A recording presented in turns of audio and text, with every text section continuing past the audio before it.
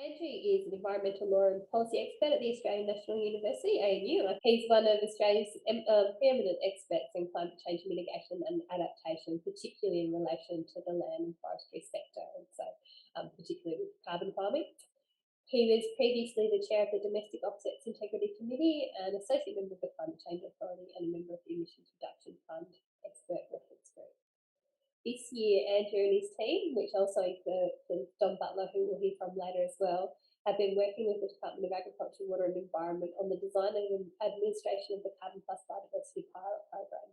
The program provided a supplementary payment to landholders for the biodiversity values of environmental plantings under the Emissions Reduction Fund, and it was rolled out in 6 NRM regions across Australia, with 6 new regions coming online shortly. So thanks, Andrew. I'm just going to hand over to you.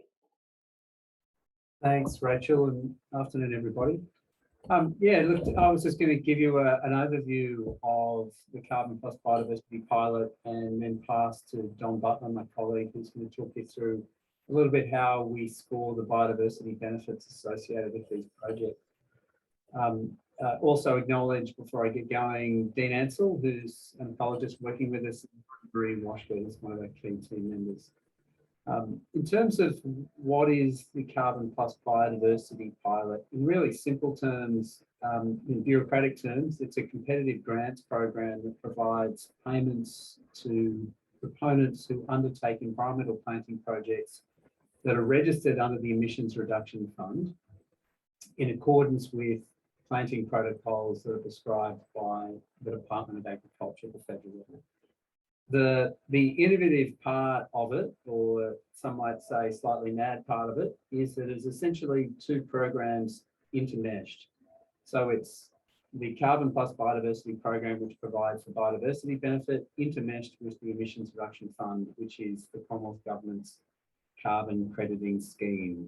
The Emission Reduction Fund is basically composed of 3 components. There's an offset crediting scheme. There's a purchasing scheme that purchases carbon credits from proponents who undertake carbon projects. And then there's a thing called the safeguard mechanism. Today, I'm just focusing on that carbon offset scheme, the carbon crediting scheme. Now, as I said, if you undertake an environmental planting project in accordance with the ERF requirements and you're registered under the ERF, and you're participating in the C+P pilot, you are eligible to receive this co-payment.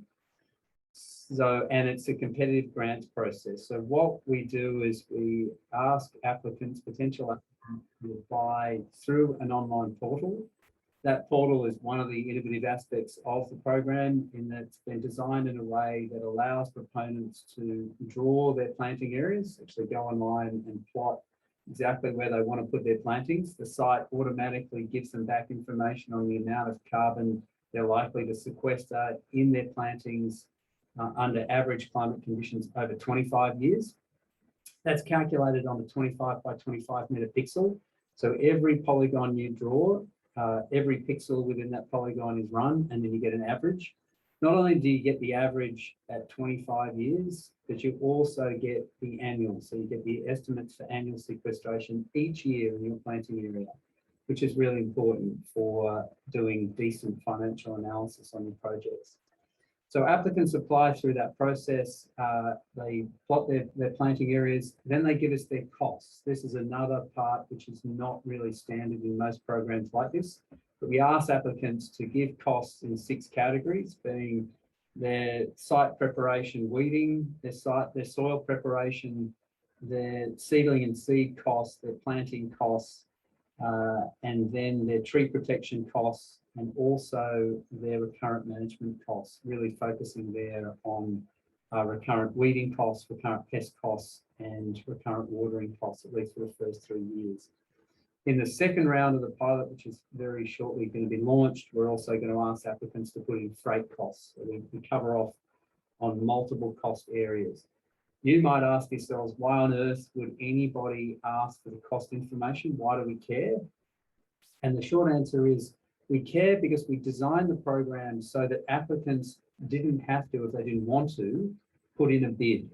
We can generate a price offer, and do generate a price offer for every applicant based on the cost information that they provide.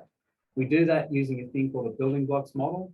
And in really simple terms, what that model does is uses the projection of carbon sequestration in the plantings, converts that into Australian carbon credit units, or ACCUs as they're known in the game. We then assign a value to those ACCUs over the stream, the 25 years of the project, and we convert that all into present value terms. We then gather up all the project costs and we do exactly the same thing. We convert it all into present value terms using a discount rate. And the biodiversity payment offer is calculated as essentially the difference between the present value of the costs and the present value of the ACCUs, or the revenue likely to be generated from the sale of the ACCUs over the term of the project. And the difference is that biodiversity payment offer.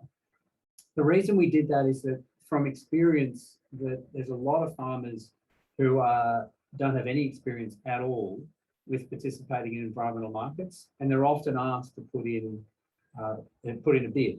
And a lot of them don't feel comfortable putting in a bid because they have no experience in the market. Also, in markets like this, or quasi markets like this, you often get thin markets. You don't get a lot of participants. And when you have not many participants in a market that's not well informed, you generally don't get price discovery. What you get is price manipulation and cartel behavior. So we wanted to avoid that while also helping applicants and helping farmers by making it as easy as possible. So those elements are some of the more innovative aspects of it. But once we get those applications, we move on to the next part of it, which we think is also reasonably innovative, and that's the biodiversity scoring. Because what we do for all the applicants that come in, we assign them a benefit score and we assign them a price score based on that model price or their bid price if they choose to put in a bid price. And we use the benefit score and the cost score to come up with a benefit cost score, and then we use that to rank the projects and select those projects that get the biodiversity offers. Now, I'm not going to go into the details of the benefit scoring. That's what Don is here for. Hopefully he's online and can join us afterwards to talk through exactly how that is done. That scoring system, I think, is a broader import than just this program. We're using it also for the enhancing remnant vegetation pilot. We're also using it as the backbone for the Australian Biodiversity Certification Scheme, Australian Farm Biodiversity Certification Scheme that we're designing. And it's the backbone of that scoring system is also being used in other programs, including in the Land Restoration Fund in Queensland. So Don will give you more information on that. Now, once we've ranked the projects, the next part of the process is that all applicants who are successful and are ranked and given offers, they get offers, and those offers require them to undertake the projects over the project term in accordance with planting protocols. The planning protocols were designed with our NRM partners. I see that online we've got a few of them. I've at least seen Susan Stubble from Eyre Peninsula and Nick McLean from Burnett Mary. Hello to both of them. They were fantastic to work with through this program. But what we tried to do with those planning protocols is come up with a really pragmatic way of ensuring the projects were providing decent biodiversity benefits. So the planting protocols were never designed to provide biodiverse plantings. They were designed to provide environmental plantings that generate benefits for biodiversity. And again, we approached this from the perspective of the landholder and thought, okay, how can we make these as simple as possible? And what we came up with was a two-route system, which in really simple terms is, I'd like to say gold and silver, but you can probably better describe it as a first class and a second class. First class is what we call the local vegetation community plantings, which in simple terms, what the applicant is meant to do is replicate the local vegetation community that was originally there in their planting. Now, and then the second option, the second class, is the simple mixed native planting. You might think that first route would be the equivalent of a five-star planting. It's not really true. While we were trying to encourage applicants to go as far up towards the 5-star as humanly possible, we're also pragmatists. If you force people to go to 5-star and say that's the only route in, it's going to be impractical for many applicants and extremely costly in a number of circumstances. So we do have a bit of flexibility in what is defined there. We basically say, to the extent possible, replicate the local vegetation community. And we also set an absolute low bar for each of the NRM regions in terms of species. So you had to have a minimum number of species, minimum number of tree species, and a minimum number of shrub species. And that was set for each region. I should say there was some variability there. There was 2 of our regions that also defined that minimum bar on the basis of a percentage of the relevant vegetation community. That was NRM, that was North Central in Victoria and Southwest in Western Australia. But similar principles. We wanted to make sure that people tried to replicate those veg communities as far as possible, while ensuring that we had a hard bar that people couldn't go below in terms of species composition. Those planting protocols, as I said, benefited greatly from the input from the NRM regions. I know I haven't mentioned them yet, but let me just go through. For the first round of the pilot, we had 6 regions. Burnett Mary in Queensland, Central West in New South Wales, North Central in Victoria, Northern in Tasmania, Eyre Peninsula in South Australia, and Southwest in Western Australia. And I think I can say who the next 6 are. I'm looking, someone tell me if I can't, but if I can, I think I can. I'm seeing nods from everybody, fantastic. Fitzroy in Queensland, Riverina in New South Wales, Goulburn Broken in Victoria, Southern in Tasmania, Northern York in South Australia, and South Coast in WA. Again, we're trying to develop the same rapport we had with the first round pilots. Obviously, the timeframes sometimes get in the way, but we hope over the coming months we can develop that same relationship.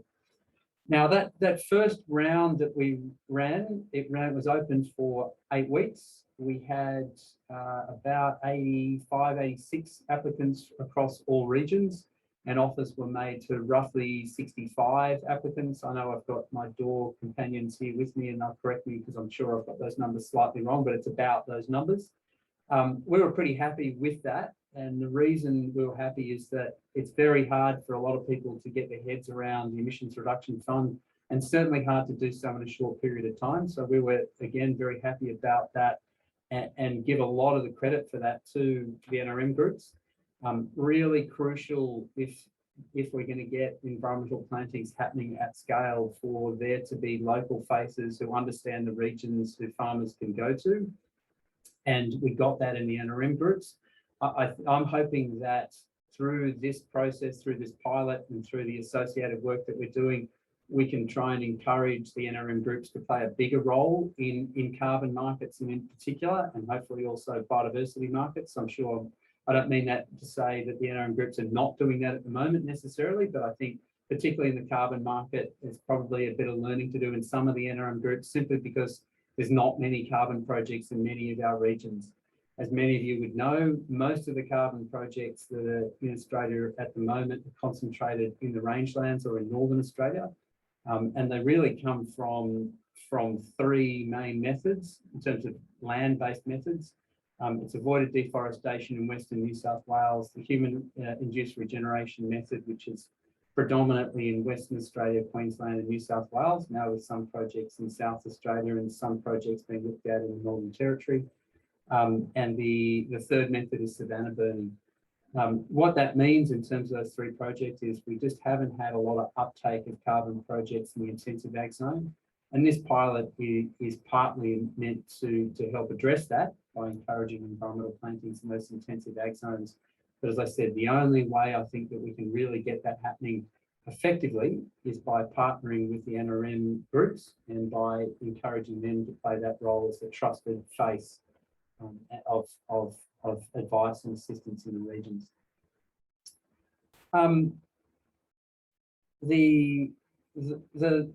I'll just come back to what we're hoping to learn out of this process, because that sort of pitches up and sets the scene for where this is ultimately meant to go, or where we'd like it to go.